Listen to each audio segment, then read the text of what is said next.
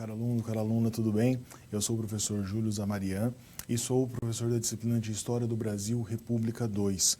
Eu sou formado em História, com mestrado em História Social e Ensino de História, e vai ser um prazer aí conduzir essa disciplina com você durante esse semestre. Antes de começar a aula propriamente dita, eu tenho um recado importante para vocês da coordenadora do nosso curso, a professora Fabiane Menezes, com relação ao DNM, o Desafio Nota Máxima. Ainda há vários alunos que não acessaram a plataforma, e vocês precisam acessar a plataforma, realizar a avaliação diagnóstica para começar a receber as suas listas de exercício. Lembrando que esse desafio, as atividades que vocês vão fazer, que vocês vão realizar, valem nota para todas as disciplinas. Então, não perca tempo, acesse o mais rápido possível a plataforma do Desafio Nota Máxima, do DNM, faça a sua avaliação diagnóstica, o início ali do processo, para você receber a sua lista de atividades. Vamos ao quadro. Então, nós começamos a nossa aula sempre com essa contextualização. Nós temos 3 grandes blocos que nós vamos trabalhar na nossa aula. Primeiramente, nós vamos falar sobre a estruturação do campo político, os partidos e frentes parlamentares. Por que essa Constituição é importante? Nós estamos aqui passando, o início da nossa disciplina de República 2 é a partir de 1945, a ruptura que é em 45. Por quê? Em 1945, nós temos 2 fatos importantes. O fim da Era Vargas aqui no Brasil, de 1930 a 45, Então, de uma maneira ininterrupta, Vargas fica 15 anos governando o Brasil. E em 45, nós temos o fim da Segunda Guerra Mundial. Então, esses 2 grandes fatos históricos, e que aqui para os brasileiros estão relacionados, o fim da Era Vargas tem relação direta com a queda de Hitler e a derrocada do eixo. Por quê? Getúlio Vargas apoiava militarmente, o Brasil entrou na guerra a favor dos aliados, isso é fato. Só que era um problema. Ideologicamente, o governo brasileiro era muito mais parecido com as potências do eixo, com a Alemanha, com a Itália, com o Japão. Não é à toa que o Brasil era uma ditadura, assim como esses países. Então, essa contradição de defender a democracia no exterior, sendo que não existia uma democracia no Brasil, fez com que o governo se desgastasse de uma maneira muito grande. Então, alguns generais muito prestigiados do Exército Brasileiro, entre eles o Góes Monteiro, pressionam Vargas para que ele, em 1945, acabe deixando o governo. Então, a nossa disciplina de República 2 parte do governo Dutra, do contexto das eleições e do governo Dutra. Em 45, você tem um novo panorama dos partidos políticos, por quê? Não existia a organização política até 45. Os partidos políticos tinham sido cassados durante o período do Getúlio Vargas. Então, pós-Getúlio Vargas, pós-redemocratização, tinha que haver uma reorganização desse campo político. Voltando ao quadro. Nós temos, depois da segunda parte da nossa aula, vamos trabalhar com alguns movimentos sociais importantes, os conflitos pelo exercício da cidadania, aqui já mais aprofundando o final do governo Dutra e início do segundo governo Vargas, e no final da aula, mais no terço final da aula, o governo Dutra e retorno de Vargas. A história do Brasil, principalmente essa história republicana, você está percebendo que ela é muito entrecortada. Desde a proclamação da República, lá em 1889, até os dias atuais, nós não temos uma perenidade, Eu não gosto de fazer muitas comparações, mas de vira e mexe, algumas comparações são importantes. A gente pode comparar nossa história com a história dos Estados Unidos, Os Estados Unidos, um país americano, o primeiro país a deixar de ser colônia e se tornar um país independente, tem a sua Constituição formada lá em 1776. A Constituição, o país e o sistema de eleição de presidentes. E desde essa época não há interrupções. É sempre uma democracia, uma república, eleições, presidentes, ora sendo reeleitos, ora não, mas você tem uma permanência. Na história do Brasil, na história republicana do Brasil, você não tem isso. Por mais contraditório que possa parecer, o período de maior estabilidade política do Brasil pós-independência é o segundo reinado, de Dom Pedro II, com 49 anos. Então, olha que estranho. Durante a República, nós não conseguimos um período de estabilidade política tão grande como nós tínhamos no período do Império. De 1889 a 1930, você já estudou na disciplina de República 1, é o período da República Velha, a República Oligárquica. Você tem ali alguma estabilidade, muito embora o sistema não funcionasse tão bem, porque o acesso ao voto era restrito. De 30 a 45, a famosa Era Vargas, Getúlio Vargas no governo do Brasil, com 3 fases de governo, Você tem o governo provisório, o governo constitucional e depois o governo da ditadura do Estado Novo. Aqui nós começamos a falar de 45. De 45 a 64, nós temos uma nova república, né? Alguns autores chamam, inclusive, de República Bossa Nova, por conta do aspecto cultural do momento. Mas uma república de 20 anos. De 64 a 85, ditadura militar. E de 85 até hoje, nós temos novamente uma república. Mas uma república que vira e mexe tem alguns rearranjos. E pensem que numa República Nova, de 85 para cá, nós já tivemos impeachment de 2 presidentes, nós já tivemos tentativas de golpe, nós já tivemos aí vários idas e vindas da nossa política. Então, infelizmente, nós não temos uma consolidação republicana que seria muito positivo para a história do nosso país.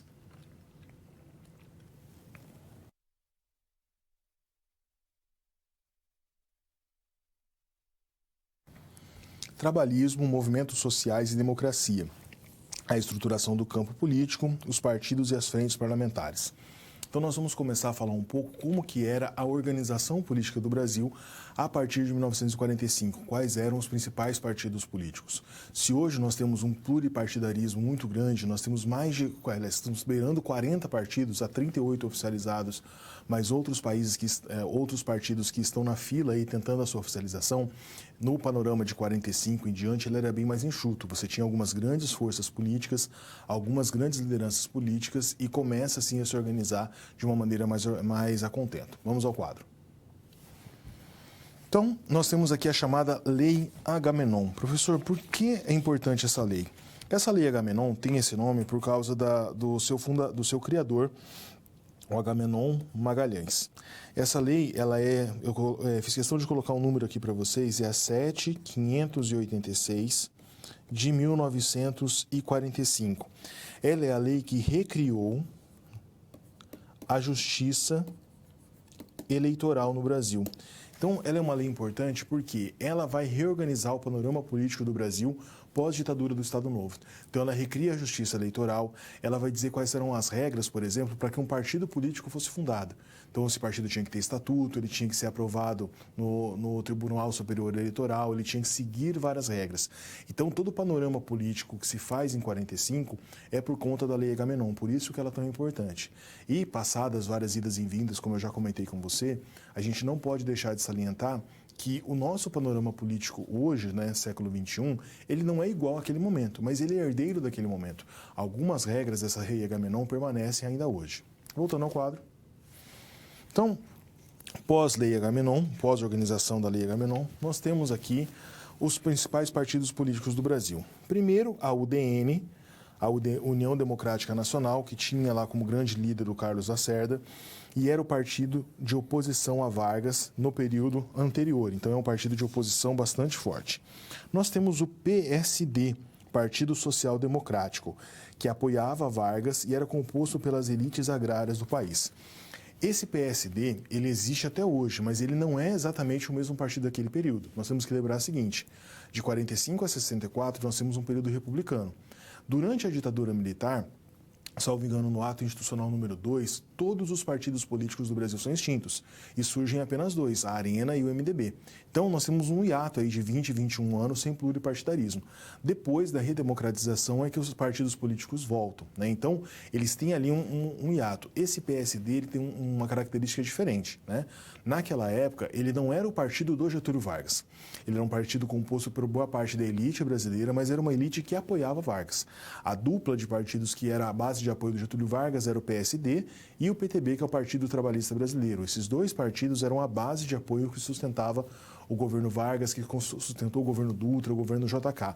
Era um binômio ali bastante importante daquele período. Voltando ao quadro. Então, PSD, o Partido Social Democrático, o PTB, o Partido Trabalhista Brasileiro, que também existe até hoje, teve esse ato, mas se reconfigurou. E o PCB, o Partido Comunista Brasileiro, né, sempre lutando pela legalidade.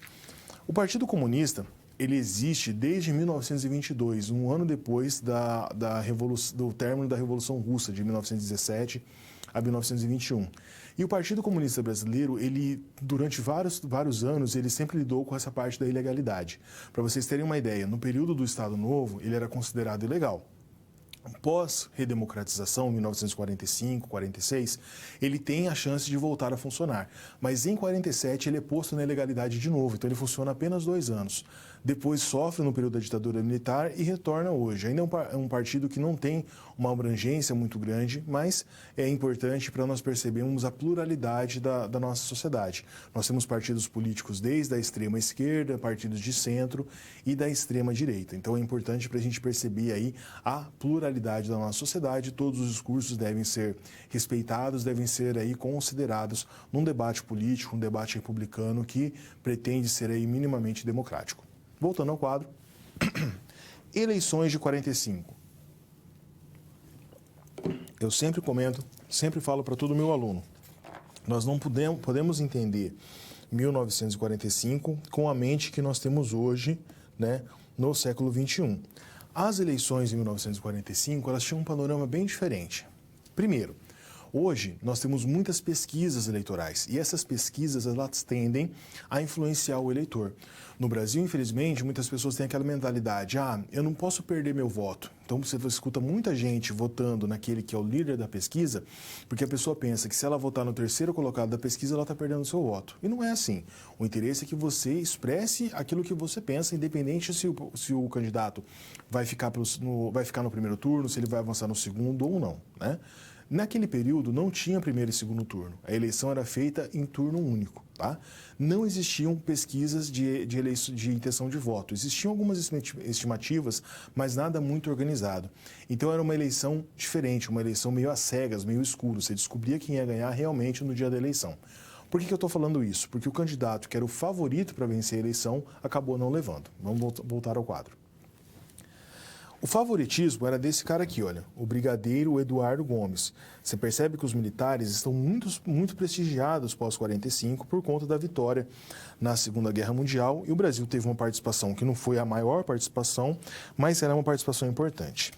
A UDN, né, que sempre lutou pela democracia e pelo liberalismo econômico, tinha uma força muito grande, era a oposição Vargas. Como Vargas estava em decadência, a ideia é que o brigadeiro Eduardo Gomes ia vencer. Mas olha o que acontece. O candidato da situação, o Eurico Gaspar Dutra, ele cogitou a possibilidade de desistir das eleições, porque ele estava percebendo que não ia acontecer nada muito bom para ele. Mas aí é uma mudança. Eu não gosto muito de datas. Algumas datas são importantes, você tem que saber. A eleição ia ocorrer no dia 2 de dezembro de 1945. No dia 28 de novembro, dias antes, portanto, Getúlio Vargas anuncia o seu apoio público ao general Eurico Gaspar Dutra. E isso muda totalmente o panorama da eleição. Ele ganha a eleição com 55% dos votos contra 35% do brigadeiro Eduardo Gomes. Então percebam, se naquela época não tinha segundo turno, mas se tivesse segundo turno, mesmo assim Dutra tinha vencido com 55% dos votos. É uma eleição grande, majoritária, com peso. E essa eleição, ela nos ensina um pouco sobre o panorama político daquela época. Vargas não sofreu golpe em 45, Vargas não foi derrubado. Ele percebeu, leu o momento político e renunciou renunciou para que não houvesse nenhum... porque ele percebeu que a situação política dele não era boa e para evitar um conflito ou um futuro golpe que poderia ou não ter acontecido. Apesar da renúncia, Vargas ainda ele era prestigiado. Ele tinha ainda aquela aura de pai dos pobres, de pai dos trabalhadores, a pessoa que criou a CLT, né? Enfim, ele gozava de uma aura ali muito grande na relação à política. Tinha oposição? Tinha. A gente não está aqui fazer julgamentos históricos, né? O historiador não tem esse mecanismo, olha, ele é bonzinho, ele é mau. Não, a gente analisa os fatos históricos. Getúlio Vargas teve conquistas no seu governo, mas também tem malefícios. Era uma ditadura, teve gente que foi presa, que foi morta, enfim. Mas percebam que, gostando do Vargas ou não, concordando com ele ou não, a influência política dele era muito grande, a ponto dele mudar uma eleição, né? O se na história não existe, mas a gente pode brincar com algumas possibilidades. Será que se em 1945, ali, dias antes da eleição, o Vargas não aparecesse na cena política do Brasil e não tivesse declarado seu apoio ao Dutra, o Dutra teria vencido? Outra coisa que faz com que nós percebemos aí a influência do Getúlio Vargas nesse período. O Vargas se candidatou a senador naquela época. E naquela época você podia se candidatar por vários estados. Ele foi eleito senador pelo estado natal dele, Rio Grande do Sul, com a maior votação para senador naquela época, e durante o governo Dutra ele era senador da República. Então, ele sai da cena política, do foco da cena política, mas estava por ali rondando os principais acontecimentos. Voltando ao quadro. Essa imagem é bem simbólica desse período. Né? Ela é uma foto de agosto de 45, então, pouco antes da renúncia do Vargas, e você tem aqui, olha, o presidente Vargas, cercado de 2 homens militares. Pelo uniforme, nós percebemos aí que eles são militares. Quem são eles? À direita do Vargas, à esquerda aqui da imagem, o presidente eleito, Eurico Gaspar Dutra, em 1946, que foi ministro da guerra do Getúlio Vargas. E esse homem aqui ao lado dele é o general Góes Monteiro.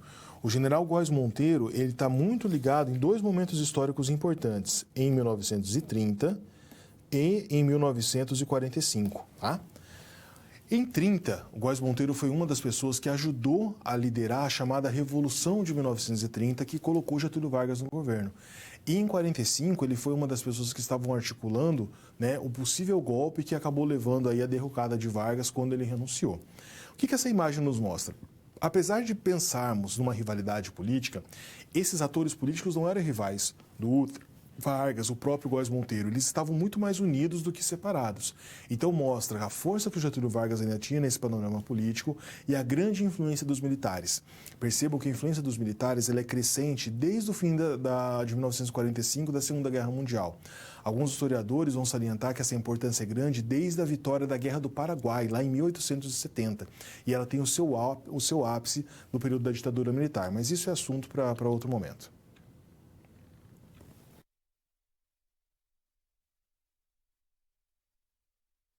Trabalhismo, movimentos sociais e a democracia, aspectos gerais do governo Dutra. Acabei de falar para você, olha, a gente não está aqui como historiadores para julgar a história. A gente analisa fatos, a gente analisa fontes históricas e tenta compreender um pouco melhor o passado. Então, eu não vou falar para você, olha, o governo Dutra foi bom ou foi ruim.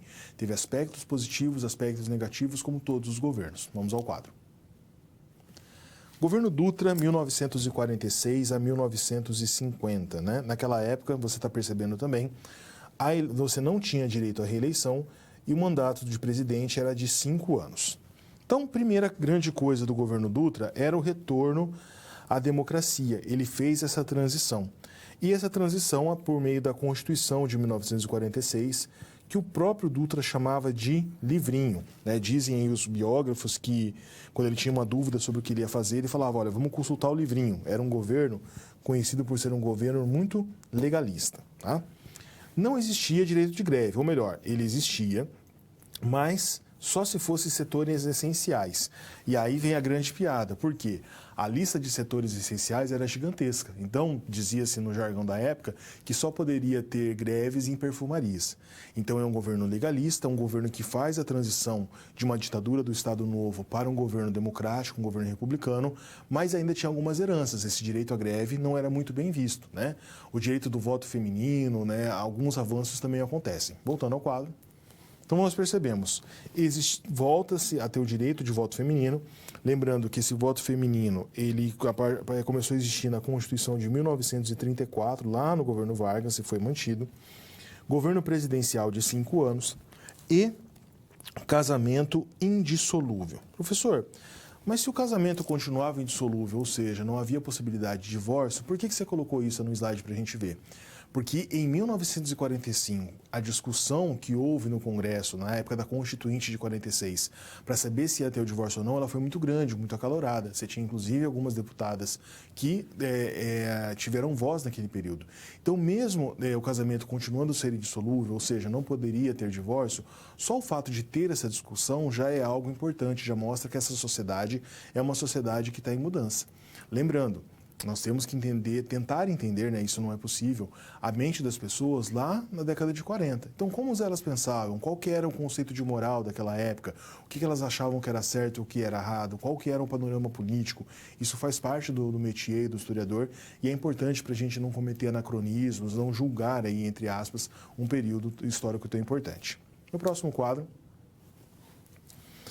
Governo Eurico Gaspar Dutra, então, continuando as nossas análises. Primeiro, você tinha um equilíbrio muito grande entre o poder político nas três esferas: município, estado e federal. Por que isso é importante? Porque Vargas gostava muito de colocar interventores, tanto nos estados como nos municípios. Então, Dutra vai tentar respeitar essa trilogia aqui. Um rechaço muito grande do período anterior, principalmente do autoritarismo. O Dutra vai trocar o autoritarismo pelo legalismo. Então, mesmo sendo general do Exército, ele foi eleito presidente e tentava, de todas as maneiras, seguir a ordem republicana. Uma delimitação muito clara na ação dessas três esferas de poder: o executivo, o legislativo e o judiciário.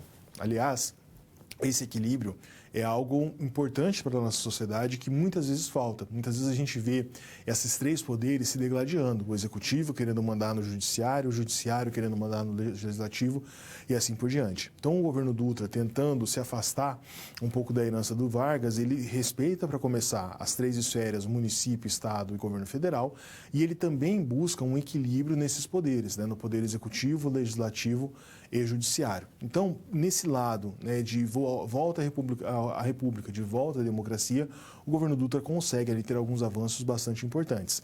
Mas lembremos, existem algumas limitações. O direito de greve, por exemplo, não era um direito, existia e não existia. Aquela ideia da lei para brasileiro, para inglês ver, né? Voltando ao quadro.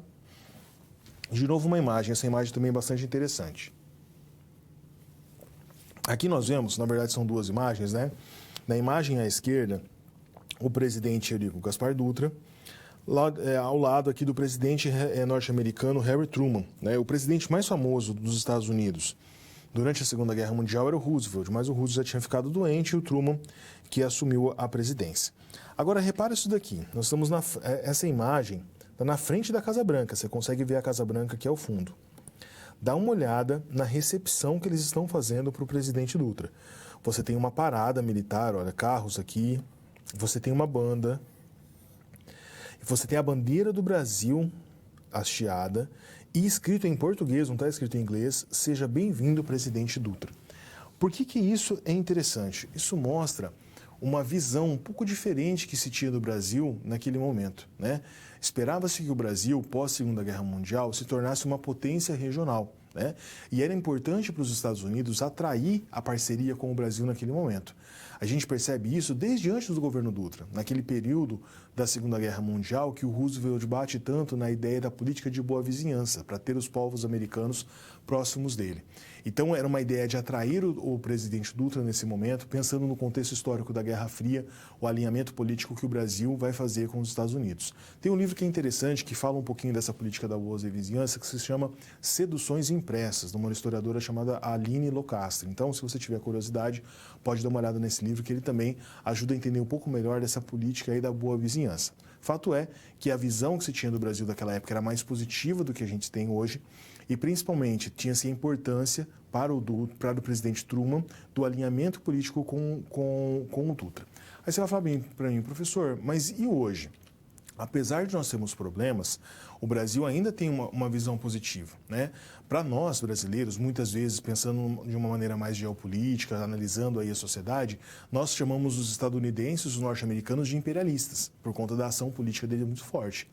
Para os nossos vizinhos aqui da América Latina, então para o paraguaio, para o boliviano, muitas vezes até para o argentino, eles acham que o Brasil é imperialista. Eles têm essa pecha. Lógico que eles enxergam os Estados Unidos como grande potência imperialista do mundo, mas para eles na América Latina, principalmente na América do Sul, o Brasil tenta ser uma potência imperialista, tenta infligir algumas coisas. Então, guardadas as devidas proporções, essa visão dos nossos vizinhos para com o Brasil de imperialista ainda aparece de uma maneira muito forte.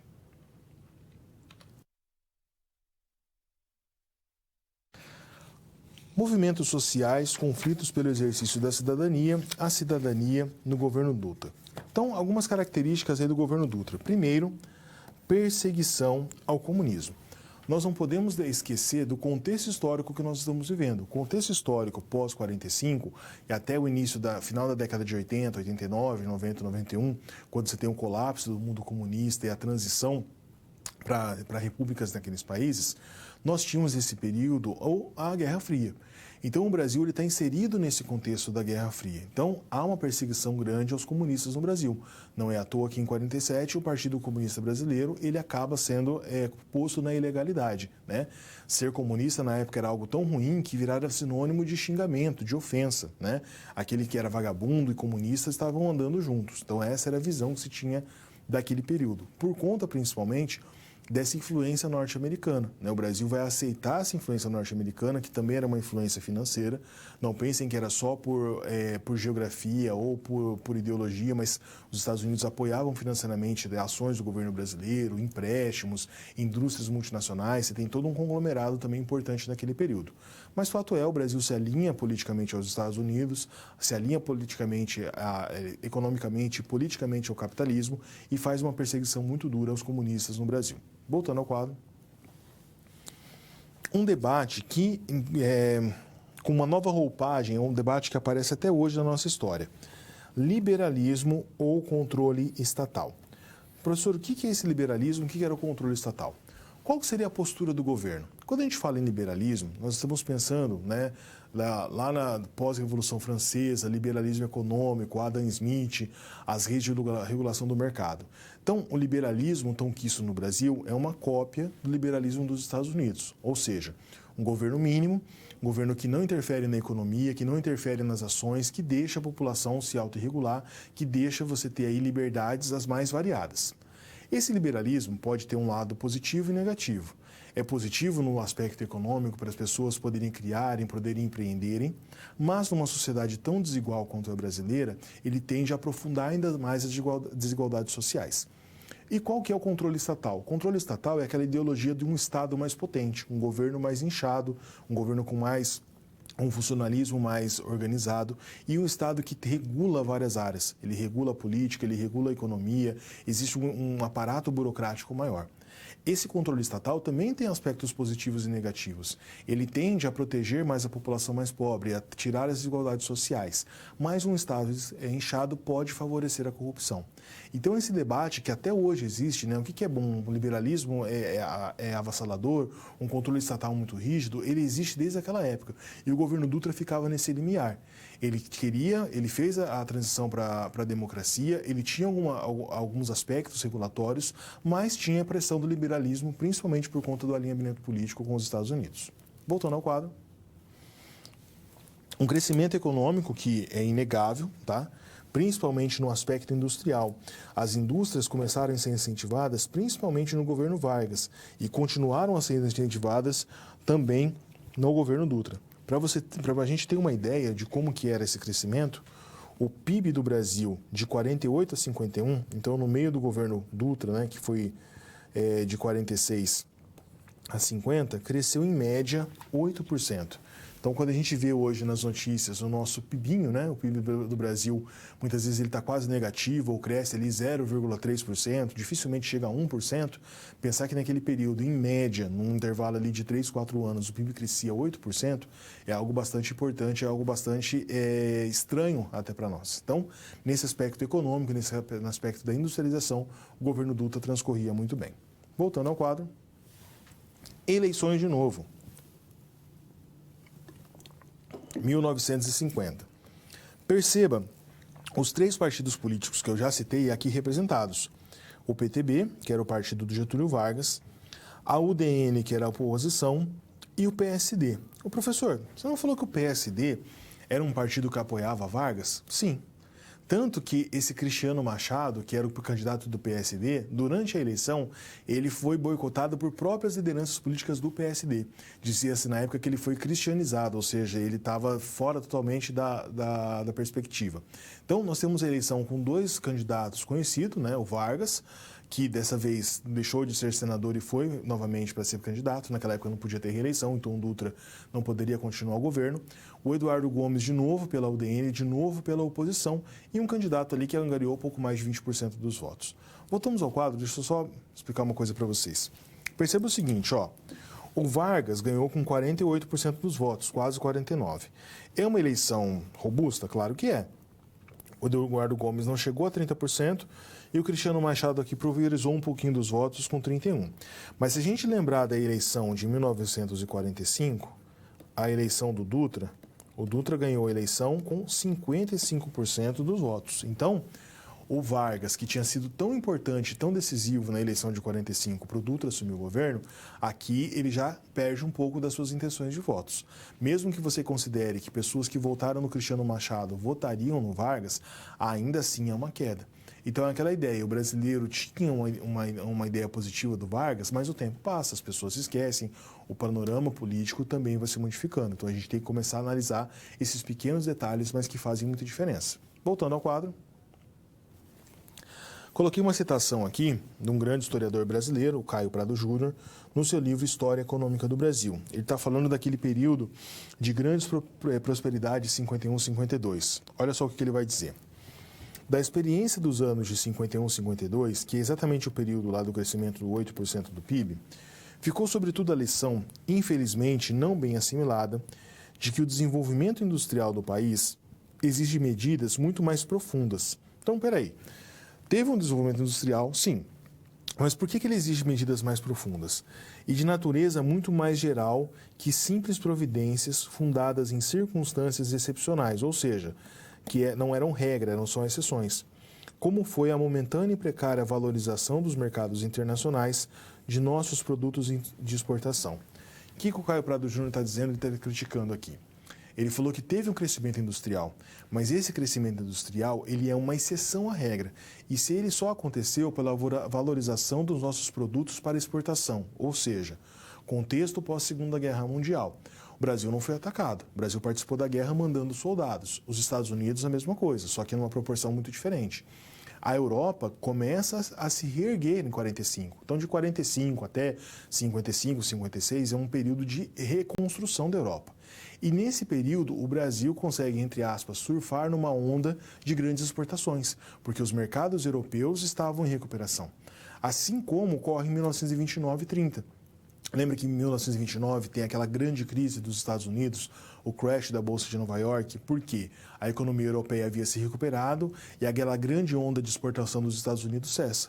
O que o Prado Júnior está nos dizendo é que, guardadas as devidas proporções, acontece a mesma coisa nesse período. Você tem um grande incentivo industrial, você tem um grande crescimento da industrialização, não porque o governo se organizou, não porque houve um incentivo concreto, mas porque o Brasil aproveitou um panorama político exterior e isso fez as exportações crescerem. Mas esse crescimento industrial ele não se sustentava.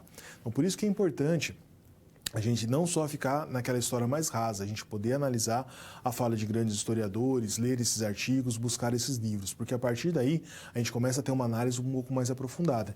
E isso para você, futuro professor, futuro historiador, professora, historiadora, é muito importante. Então, a gente tem que pensar nesse panorama, mas também aprofundar sempre as discussões, sempre que for possível e é muito necessário.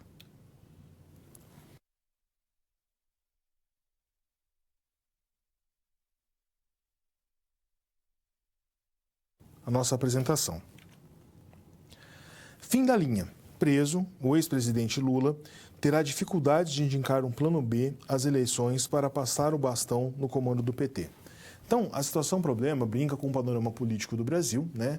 Brinca, mas de uma maneira cuidadosa, vamos colocar assim. Por quê? O PT, durante muitos anos no Brasil, foi uma grande liderança política e os escândalos de corrupção arranharam não só a imagem do partido, mas a imagem do ex-presidente. Então, a questão ali é o seguinte, isso é uma reportagem de jornal. Será que o Lula ia conseguir emplacar um novo candidato, uma nova liderança política? Será que esse panorama político ele vai mudar? Eles estão fazendo comparação na reportagem dessa revista com o período do Vargas. Vargas teve um grande governo, né? Teve a sua história, né? Teve problemas? É claro que teve.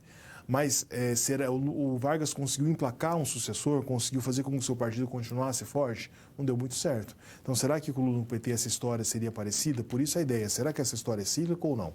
Voltando ao quadro. O multipartidarismo, né, que é o sistema que nós temos até hoje, de vários partidos políticos sendo organizados, foi estabelecido a partir da Lei 7.586, de 45, a chamada Lei Agamenon. Apesar disto, o Partido Comunista Brasileiro teve seu registro cancelado no Tribunal Superior em 1947. Então, ou seja, aquela ideia que nós trabalhamos na aula, é um pluripartidarismo, mas com um lado, né? não permitiu que o Partido Comunista continuasse na ilegalidade, principalmente porque em 1946 eles tiveram uma votação bastante expressiva.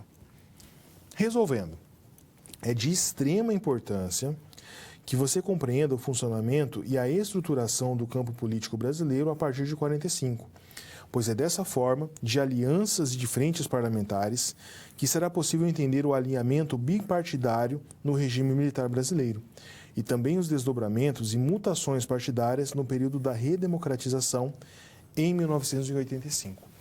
Diferente dos Estados Unidos, só pegando um gancho que nós utilizamos na aula, que você tem dois grandes partidos, os republicanos e o democrata, no Brasil você tem uma mudança muito grande dos partidos políticos, né? Concordemos ou não, o único partido que tem o estatuto muito mais parecido, uma proposta clara, desde que se foi fundado, é o Partido Comunista, lá em 1922. É um partido hoje importante na história do Brasil? Não, é um partido pequeno, existe, ele tem os seus votos ali cativos, mas ele não tem uma grande representação. Mas esse panorama político no Brasil, ele é extremamente confuso. Vou dar um exemplo para você. Nas eleições, quando Fernando Henrique Cardoso ganhou a eleição do então candidato Luiz Inácio Lula da Silva, você tinha dois partidos políticos, o PSDB, que era o partido do Fernando Henrique Cardoso, e o PT, que era o partido do Lula.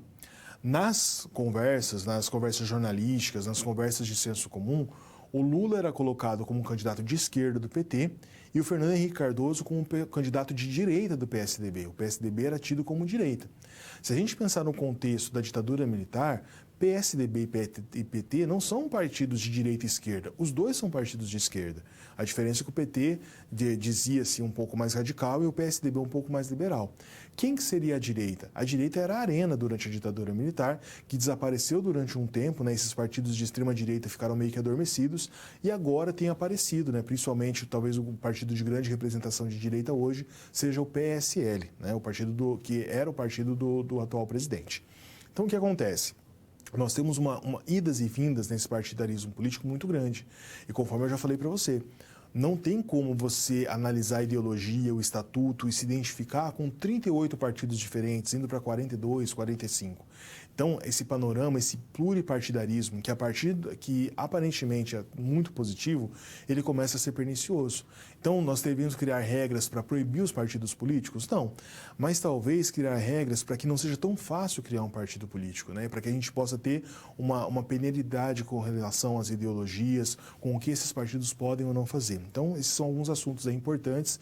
E entendendo o panorama político lá de 45, 46, a gente consegue compreender melhor esse panorama atual do Brasil.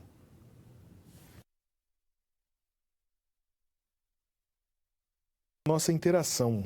Pergunta: o governo Dutra conseguiu cumprir o papel de devolver a democracia ao Brasil? Justifique. Então, será que o Dutra conseguiu esse grande feito de trazer a democracia totalmente plena ou tinha algumas heranças do período anterior? Pense um pouquinho, reflita, nós voltamos em alguns instantes.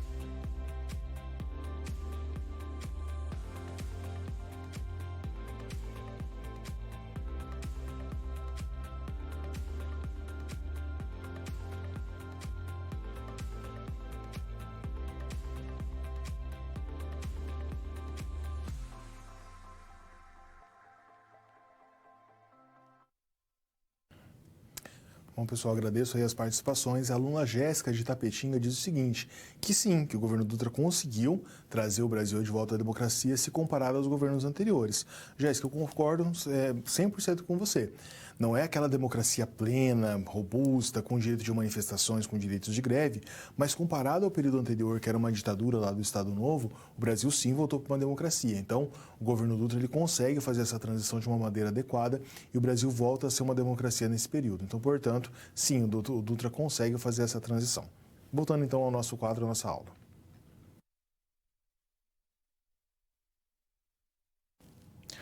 Movimentos sociais, conflitos pelo exercício da cidadania, o conturbado retorno de Vargas. Por que o conturbado retorno de Vargas foi conturbado, afinal de contas? Nós temos que lembrar o seguinte, Vargas governou de 3 formas no Brasil, nós já falamos, ele foi um governo provisório, quando do golpe de 1930, depois um governo constitucional e eleito indiretamente, e depois um Estado Novo. Nesses 3 períodos, e principalmente no Estado Novo, Vargas tinha uma posição muito branda, uma posição que não conseguia se organizar por conta da força do governo. E depois do período da ditadura, então, ele nadou de braçada, como nos dizemos. Vargas não estava acostumado a esse jogo político de querer negociar com o Congresso, negociar com os deputados, de ter oposição de verdade, oposição que batia nele na imprensa todo dia, que realmente questionava o seu governo. Então, qual que é a maior dificuldade do governo Vargas a partir desse período democrático? Ele tinha que negociar com as esferas do governo, com o poder legislativo, com o poder judiciário. Ele não era mais um ditador. E Vargas se tornou totalmente inábil para fazer esse processo.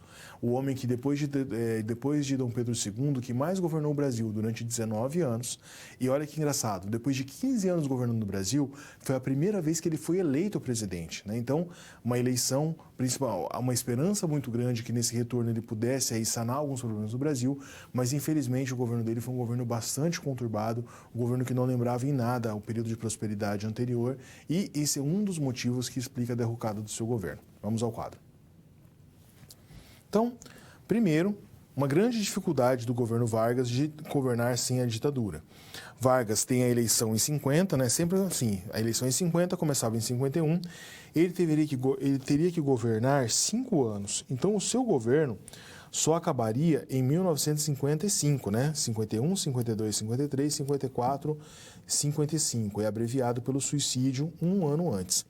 Esse período aqui, olha, de 54 a 55, foi um dos períodos mais conturbados da nossa história, tá? Depois a gente vai trabalhar isso posteriormente.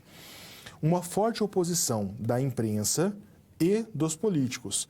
E quando fala imprensa e político tudo junto, a gente vai lembrar do Carlos Lacerda, que era jornalista, era político, foi até governador da Guanabara e criticava duramente o Getúlio Vargas. Uma crise muito grande por conta do aumento da inflação. Aquele período de grande prosperidade, principalmente até 1952, com um grande crescimento econômico, ele acaba. Há uma recuperação da Europa, as exportações do Brasil caem e há uma inflação muito grande. Há um grande movimento grevista, né? Vargas, para agradar a classe trabalhadora, não combatia tanto as greves, e um forte movimento sindical. E um debate muito grande entre nacionalistas e entreguistas. Esse debate nacionalistas e entreguistas, ele pode ser traduzido, ou vamos colocar assim, ele é um requentamento do debate que ocorria no período do Dutra. No Dutra você tinha liberalismo contra controle estatal. É a mesma discussão, só que com outro nome, nacionalistas e entreguistas. Esse debate nacionalistas e entreguistas, ele vai ficar muito forte a partir da criação da Petrobras, em 1953. Por quê? Descobriu-se petróleo no Brasil e estava se pensando como que ia ser a exploração desse petróleo. Os chamados entreguistas, tanto os dois nomes têm um caráter pejorativo, principalmente o entreguista. Os chamados entreguistas eram aqueles que falavam o seguinte, olha, não precisa ter uma estatal brasileira de petróleo. A gente pode fazer uma concessão para outros países que têm tecnologia, que têm expertise, que têm materiais para fazer essa exploração do petróleo no Brasil. E o Brasil, logicamente, vai cobrar impostos, vai ter um lucro por cima disso. Os nacionalistas eram a favor da criação da Petrobras, uma empresa estatal com um monopólio de exploração do petróleo no Brasil, para que esses lucros desse petróleo ficassem com o nosso país. Então, o debate girava em torno disso. E, momentaneamente, os nacionalistas eles foram vitoriosos. A Petrobras é uma grande empresa, É uma empresa que traz lucro para o Brasil, mas é uma empresa que já esteve envolvida em muitos problemas, em muitos escândalos de corrupção. Então, a Petrobras talvez seja um símbolo muito grande desse debate, né? Liberalismo contra controle estatal, nacionalismo contra entreguistas. O que será que é melhor? Talvez não seja uma fórmula mágica, talvez um meio termo ali seja o mais adequado. Mas naquele momento era um debate muito acalorado e que serviu para desgastar ainda mais o governo do Getúlio Vargas, esse governo agora neodemocrático, vamos colocar assim. Voltando ao quadro, toda vez que eu dou essa aula, eu gosto de colocar essa imagem, eu adoro essa imagem, e você vai ver por quê. Dizem o jargão que uma imagem vale mais que 1000 palavras. Eu não sou muito a favor disso, mas a imagem, como fonte histórica, ela tem uma importância muito grande. Essa imagem, tá, ela é de 1954, ela está no CPDOC. Aliás, esse daqui é um arquivo muito interessante, o CPDOC da FGV, da Fundação Getúlio Vargas. Né? A Fundação Getúlio Vargas tem um escopo de estudo muito grande. E o CPDOC, ele tem uma vasta documentação, existem artigos sobre essa documentação, principalmente do período do governo Vargas, mas de outros períodos da nossa história também. Então, você que está pesquisando, estudando, muitas vezes querendo um artigo bacana para ler esse período, dá uma olhada nesse site, é CPDOC FGV, né? É só colocar no Google que você vai achar com facilidade e você tem ali um arcabouço muito grande para poder estudar. Voltando ao quadro. Então, por que eu gosto tanto dessa imagem? Essa imagem mostra uma das grandes greves que tivemos no Brasil no período Vargas. Essa greve específica em 1954. Então, como era uma greve naquele momento? As pessoas estão aqui paradas numa praça, fazendo nada, afinal a greve serve para isso, fazendo nada não, né? Protestando. E você percebe o seguinte, tem uma grande faixa aqui de protesto. Olha o que está escrito na faixa. Getúlio criou o salário mínimo. Getúlio saberá elevá-lo. Essa frase, ela diz muito sobre o período. Os trabalhadores tinham raiva do Getúlio Vargas? Mais ou menos. Por quê? Vargas criou o salário mínimo, naquele período lá do Estado Novo. Então, eles tinham essa ideia, poxa vida, o Vargas, pai dos pobres, o Vargas, pai dos trabalhadores, o Vargas, que é nosso próximo, vamos colocar assim, a população tinha essa ideia. Então, eles pensavam o seguinte, o Vargas não vai deixar a gente na mão. O Vargas vai dar um jeito. Mas eles tinham a raiva da greve, afinal de contas, eles precisavam de melhores condições, de aumento de salário. Então, o cartaz ele é dúbio, porque mostra um respeito. Se hoje em dia a gente vai numa manifestação contra um presidente, contra um governador, você tem ofensas, né? Eles estão ofendendo o Getúlio Vargas com aquele cartaz? De maneira nenhuma. Eles estão exaltando um fato dele para cobrá-lo. Ó, Getúlio criou o salário mínimo. Se ele criou o salário mínimo, ele vai saber elevá-lo, ele vai melhorar a nossa situação. Era uma cobrança com um ar meio de esperança naquela pessoa que eles confiavam naquele período que era o Getúlio Vargas. Então, por isso essa imagem é tão interessante e entender esses meandros de uma fonte histórica enriquece ainda mais a nossa aula. Voltando ao quadro. Agora uma citação de novo, não, a primeira vez que o Boris Fausto aparece, mas um grande historiador também que a gente gosta bastante de usar na aula. Olha o que o Boris Fausto vai dizendo. Getúlio Vargas se viu obrigado a manobrar em um mar de correntes contraditórias. Ele era atacado de todos os lados. De um lado, não podia deixar de se preocupar com as reivindicações dos trabalhadores. Afinal de contas, esses trabalhadores eram a grande base do seu governo, a sua base eleitoral. Por outro, ele precisava tomar medidas impopulares, no sentido de controlar a inflação. Como que se controla uma inflação? Primeiro, você tem que ter uma medida de austeridade. Que medidas são essas? O governo tem que gastar menos, o governo tem que enxugar. Um governo não pode, por exemplo, propor um aumento de salário mínimo para acabar com a inflação. É o contrário, você tem que segurar os preços, você tem que, muitas vezes, enxugar esse Estado para que você consiga melhorar essa situação. Então, Vargas estava num momento complicado. Se ele, por exemplo, fizesse uma proposta de aumento de salário ou se ele abrisse mecanismos para que a população melhorasse de vida, isso aumentaria ainda a inflação.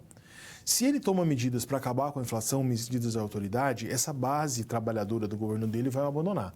Então ele ficou meio sem saída, não sabia o direito que fazia. E naquele momento ele toma alguma atitude mais populista. Vamos lembrar disso, a gente não trabalhou esse contexto na aula até agora, mas Getúlio Vargas talvez seja um dos maiores símbolos do populismo no Brasil. O que é um político populista? Político populista é aquele que consegue falar o que o povo quer, ele manipula as massas muitas vezes para o seu próprio benefício. Então o populista, no discurso, ele é maravilhoso. ele enxerga os problemas do país, ele consegue ter uma linguagem um pouco mais simples para que a população, desde aquela menos escolarizada até a de alta escolarização, consiga entender, consiga compreender. Ele fala dos problemas, ele atinge aí a população. Qual que é o problema? Ele não sabe resolver as situações que levaram o país à crise. Ele tem um discurso muito bacana, ele usa essa vontade da população e esses anseios da população em seu próprio benefício, mas depois ele não sabe resolver. E ele acaba tendo medidas perdidas. Então, é a crise populista ali encarnada no Getúlio Vargas. Ele não poderia desagradar a classe trabalhadora, ao mesmo tempo em que ele também não poderia quebrar o país com a inflação muito grande, enfim, com um contexto histórico complicado. Então, era um contexto histórico bastante difícil e Getúlio Vargas acabou tomando medidas aí muito estranhas e desesperadoras nesse período.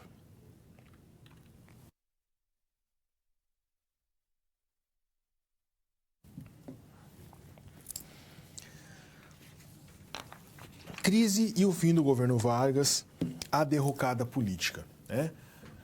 É estranho perceber isso, mas de certo modo a gente vai trabalhar com a questão do suicídio e o suicídio foi a salvação política do Getúlio Vargas. Você vai entender isso muito bem por quê.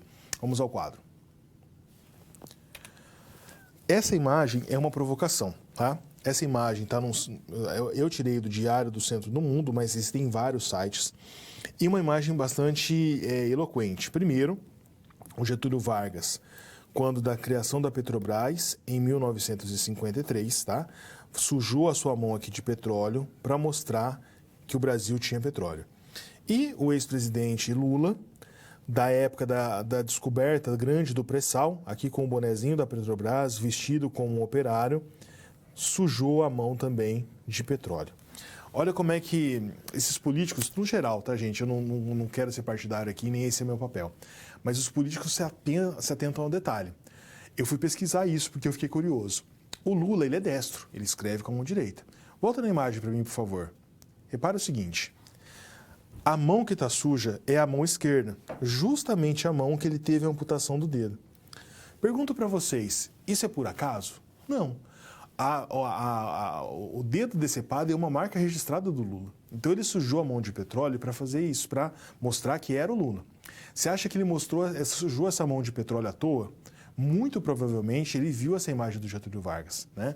O Getúlio Vargas, assim como o JK, são dois presidentes que sempre são relembrados, né? Vários presidentes do Brasil, quando querem se comparar a um grande estadista, quando se querem comparar a algum governante, eles se comparam a Vargas e ao JK. Recentemente, o ex-presidente Michel Temer fez questão de pegar uma mesa, que era uma mesa de trabalho do JK, que estava guardada lá na Alvorada, num depósito, mandou trazer para a sala dele, porque ele disse que ele queria inspiração de JK para o seu trabalho. O Lula estava fazendo isso, sujou as mãos ali de petróleo, né, para dizer que aquela mão suja era um símbolo, assim como o Getúlio Vargas. Então você tem essas alusões.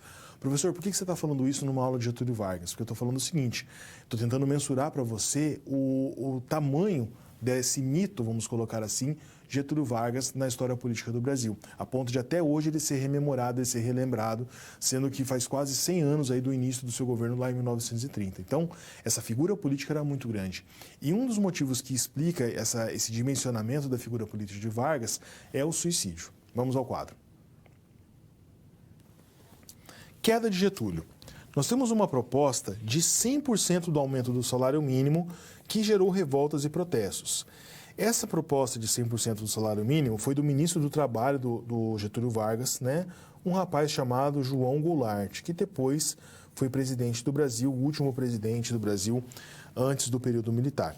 Por que gerou revoltas e protestos? A população mais pobre, os trabalhadores, adoraram. Nossa, 100% de salário mínimo, imagina hoje. Você chegar em casa, ligar o jornal, né, ou ver ali no celular a notícia, olha, o salário mínimo vai ser aumentado em 100% daqui a um mês. A gente vai ficar contente. Mas os trabalhadores, os empresários, né, os grandes industriais, enfim, ficaram revoltados. Por quê? Isso é um sonho, isso é impossível. Não tem como você dar um aumento de 100% para todos os trabalhadores. É uma medida populista para agradar a população, mas que não tinha ali base de sustento nenhum. Voltando ao quadro. Você tem acusações, e essas acusações sempre pairavam, de que Vargas estava tentando, na verdade, articular um novo governo. A ideia de que ele estava tentando dar um novo golpe sempre aparecia. Os entreguistas o acusavam de dificultar os investimentos estrangeiros no Brasil.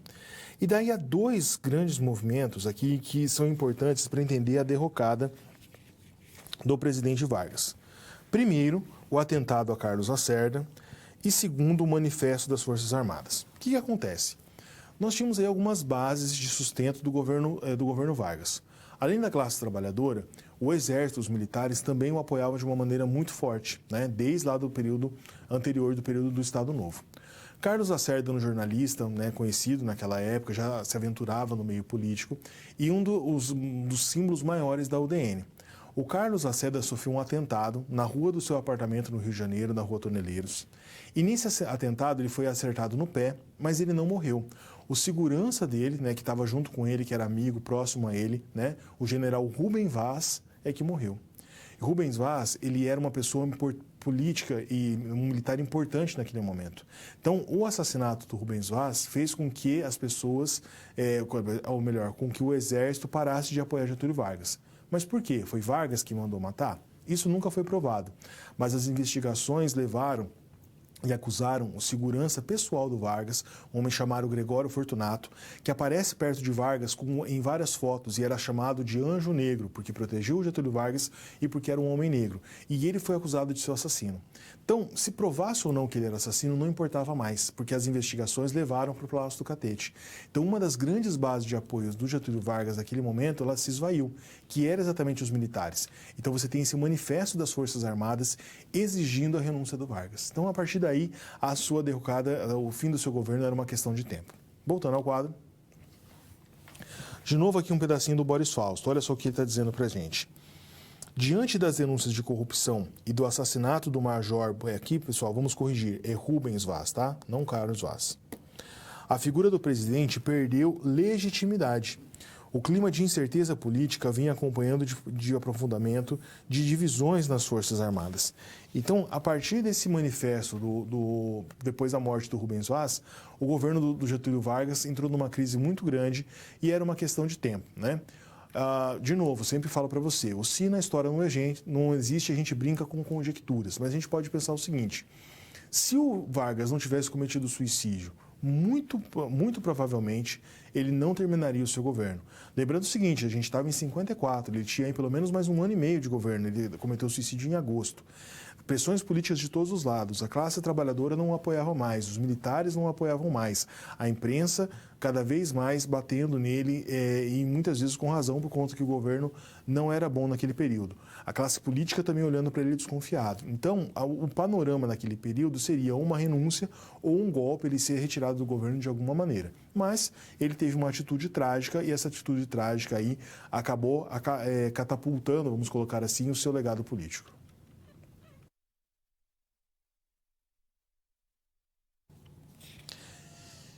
Crise e o fim do governo Vargas, o suicídio e a salvação política.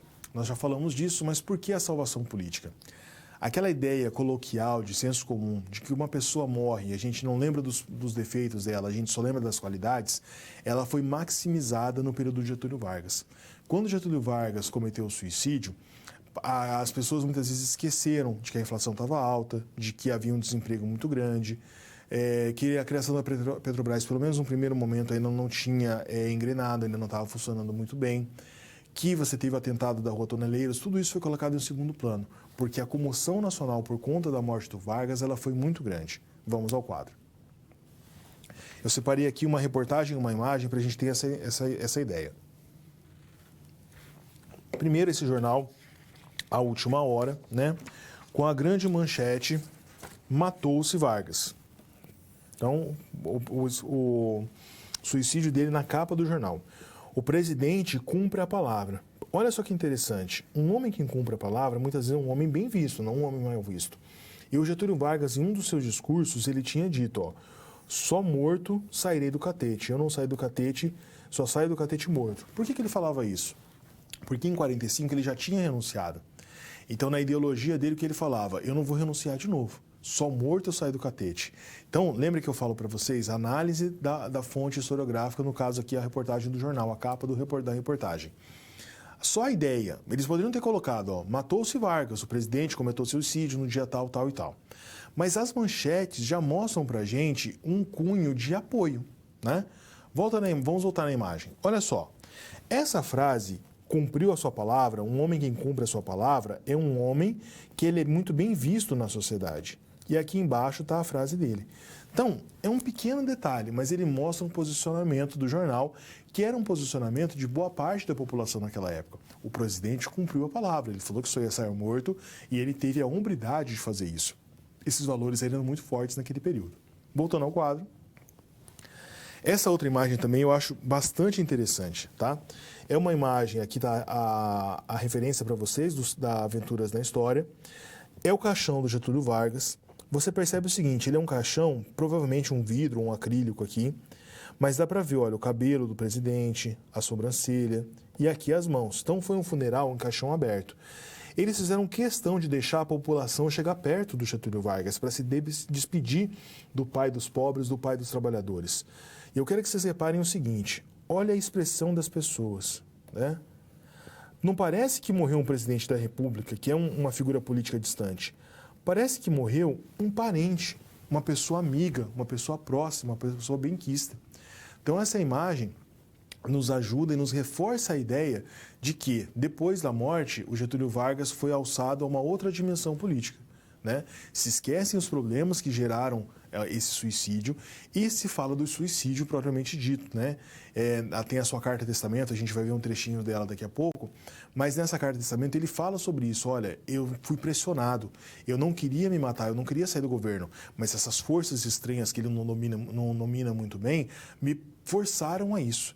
Então ele passa a história como o defensor do Brasil que se matou para não se curvar àqueles que queriam ali o mal do país. Então a ideia de salvador da pátria, de mito, de grande pai dos pobres, de pai dos trabalhadores, ela ganha uma dimensão muito grande. Não é à toa que até hoje muitos políticos se comparam a Vargas quando querem se comparar aí a um grande presidente. Professor, você é a favor do Vargas, você é contra? Isso não é a discussão, né?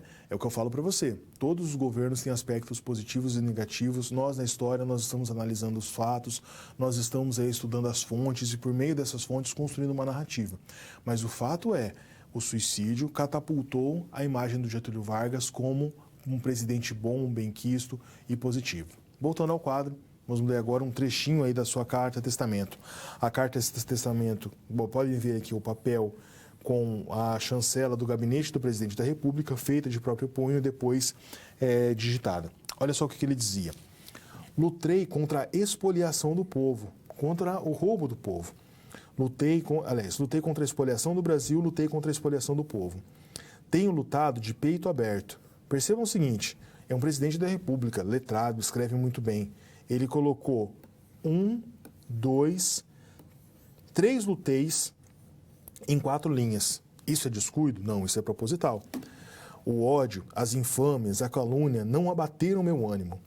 Eu vos dei a minha vida, agora vos ofereço a minha morte. Nada receio. Serenamente, dou o primeiro passo no caminho da eternidade e saio da vida para entrar na história. Então, é uma carta, né? Esse aqui é só um trecho, é uma carta muito bonita, muito emocionada, mas mesmo ali no momento derradeiro, tem uma intencionalidade política. Olha essa frase, nada receio, saio da vida para entrar na história. A última frase aqui da carta mostra com uma força muito grande esse discurso.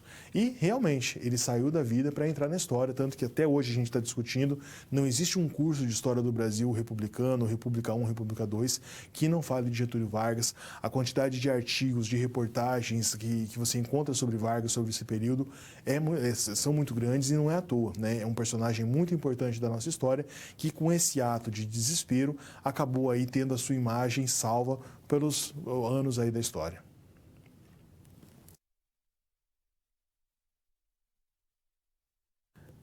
Situação problema. O petróleo ainda é nosso?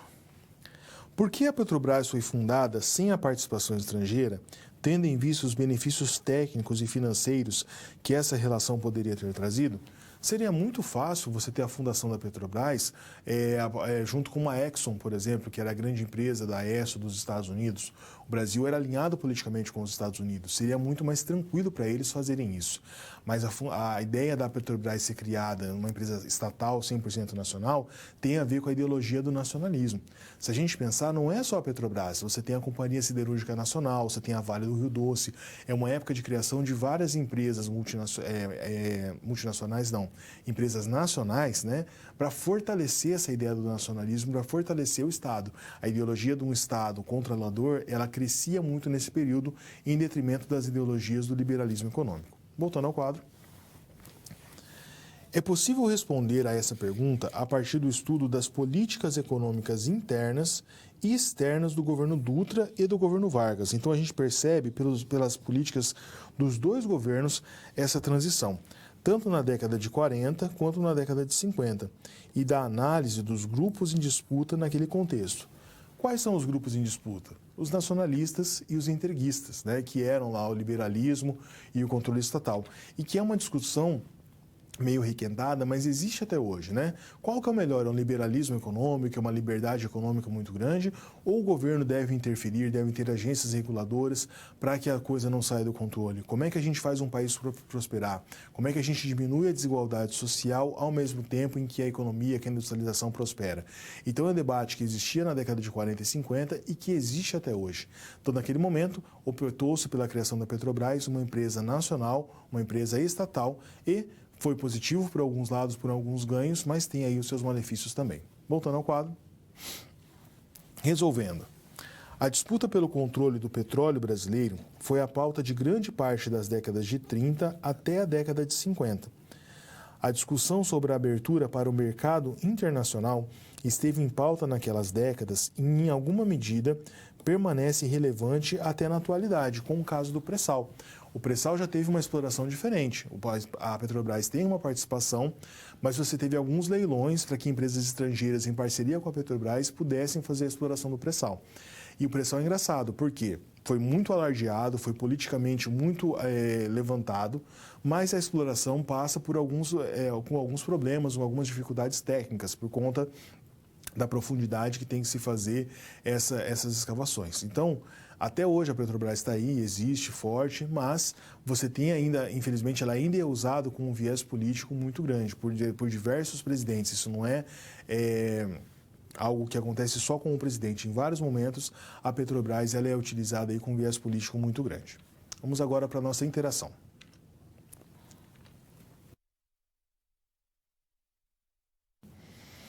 Como podemos justificar a enorme comoção nacional causada pelo suicídio de Vargas, né? Eu falei para você, e você viu ali pelas imagens, que teve uma comoção nacional. Mas quais foram os motivos? Por que gerou tanta comoção? Será que algum presidente que morresse hoje geraria essa comoção nacional? Por que ela estava tão aflorada naquele período? Pense e reflita um pouco, nós voltamos em alguns instantes.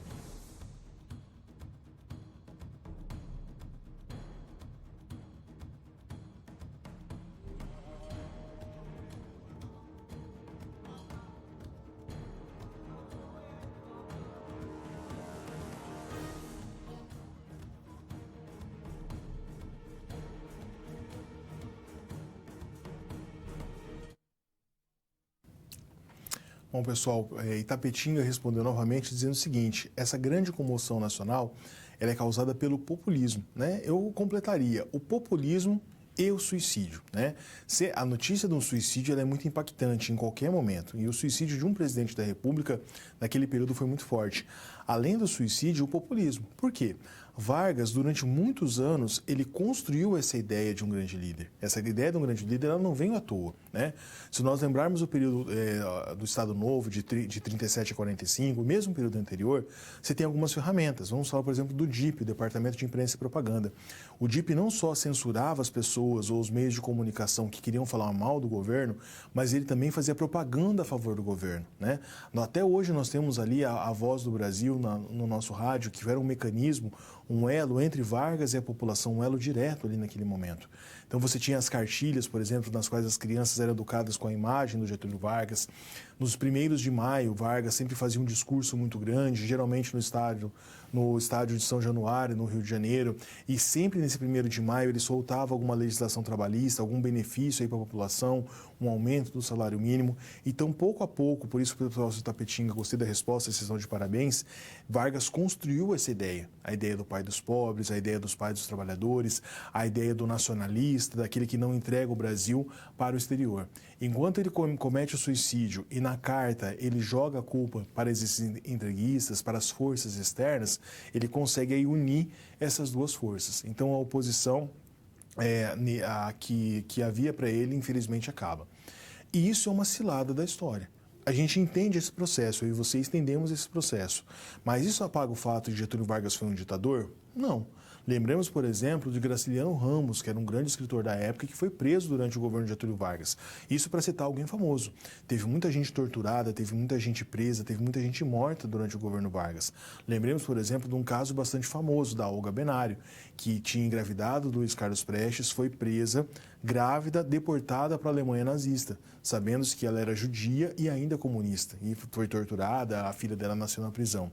Então a gente, como historiadores, como futuro historiador, historiadora, futuro professor e professora de história, nós temos que ter esse cuidado. É fato de que a imagem do Vargas foi catapultada? Sim. O governo dele teve aspectos positivos? Sim, a CLT está aí até hoje. Mas isso não apaga, né? Não é uma balança, não apaga os problemas que teve do governo dele. A inflação no período ali anterior a 54 era muito grande, ele não conseguia governar com oposição, ele estava tendo um governo ruim, né? Se ele tivesse simplesmente sido tirado do governo, provavelmente essa boa ideia que nós temos no seu período não teria tanta força, né? Então a gente tem que considerar essas coisas aí nos meandros da história. Voltando ao quadro, vamos agora para o nosso recapitulando, o que a gente trabalhou na nossa aula. Na primeira parte, a gente falou sobre a transição democrática. Que transição democrática é essa? Nós falamos um pouquinho sobre como foi o fim do governo Vargas, né, das pressões que o governo Vargas sofreu por conta do fim da Segunda Guerra Mundial. Falamos da contradição entre defender a democracia fora do Brasil, sendo que no país nós tínhamos uma ditadura, do exército que estava prestigiado e que pressionou Getúlio Vargas a sair do governo. Vargas, naquele momento, não sofre um golpe, ele também não é tirado à força, ele simplesmente renuncia com um recuo político para posteriormente se tornar senador e presidente da República. Nós falamos também sobre como que foi organizado o panorama político daquele momento. Então você tem a eleição do presidente Dutra, você tem a Lei Agamenon, que recriou a Justiça do Trabalho, que criou as regras para os partidos políticos. Falamos também dos principais partidos políticos do Brasil naquele momento, a UDN, a União Democrática Nacional, que era um partido de oposição, o PTB e o PSD, que eram partidos de apoio a Vargas, um mais de elite, o outro mais ligado à classe trabalhadora, e o Partido Comunista, que via brigando com idas e vindas por conta da ilegalidade. Voltando ao quadro. Então, essa foi a primeira parte. Na segunda parte da nossa aula, nós falamos sobre a dualidade do governo Dutra. Que dualidade era essa? Um governo de um militar, um governo que proibia as greves, que combatia o sindicalismo, mas um governo que conseguiu fazer a transição para a República Democrática. Afinal de contas, foi aprovada em 1946 uma Constituição. Essa Constituição deu direito a voto, inclusive para as mulheres, o que era um avanço para a época. O governo Dutra era um governo bastante legalista, sempre prestava atenção à lei. Você tinha um equilíbrio entre os poderes judiciário, legislativo e executivo. Você tinha um equilíbrio entre as esferas do município, do estado e da federação. E isso fazia sentido porque, durante o governo Vargas, em vários momentos, Vargas destituía os governadores e nomeava interventores. Então, essa prática que era comum no Brasil, ela acaba no período Dutra. Por isso que você tem uma dualidade. E qual que é a dualidade também? Você tem um crescimento econômico, né? Uma industrialização, um PIB que chegou a 8% de 48 a 52. Mas esse PIB foi sustentável? A gente viu no governo Vargas que não, a economia começa a cair. E por que aconteceu esse crescimento? Nós vimos também, com a fala do Caio Prado Júnior, que esse crescimento ocorre principalmente pela crise na Europa que estava se construindo no pós-guerra. Então o Brasil tem um surto de exportações muito grande e isso aí inflou o nosso PIB nesse período. Voltando ao quadro. E nós finalizamos a nossa aula com a volta do governo Vargas, né? Na época dizia-se que Vargas voltou ao governo nos braços do povo e um conturbado governo. Por quê? Apesar de ser eleito com uma grande votação, apesar de ser muito bem quisto naquela sociedade, Vargas não conseguiu governar da maneira como queria, a oposição não deixava com que ele conseguisse se organizar, ele não sabia lidar com a oposição, ele sabia ser um ditador, né? E a trágica decisão que ele teve de cometer o suicídio, fazendo com que a sua carreira política, a sua vida se encerrasse, mas a sua carreira política e a memória sobre essa sua política fosse elevada aí a uma categoria muito maior. Então, em resumo, essa foi a nossa aula. Espero ter contribuído, ajudado, tirado as dúvidas, espero que vocês tenham gostado da aula. Sempre recomendo que vocês estudem cada vez mais, busquem as referências que eu falo na aula, leiam, pesquisem, para que você tenha uma formação cada vez mais adequada. Me despeço de vocês, desejo bons estudos e até a próxima aula.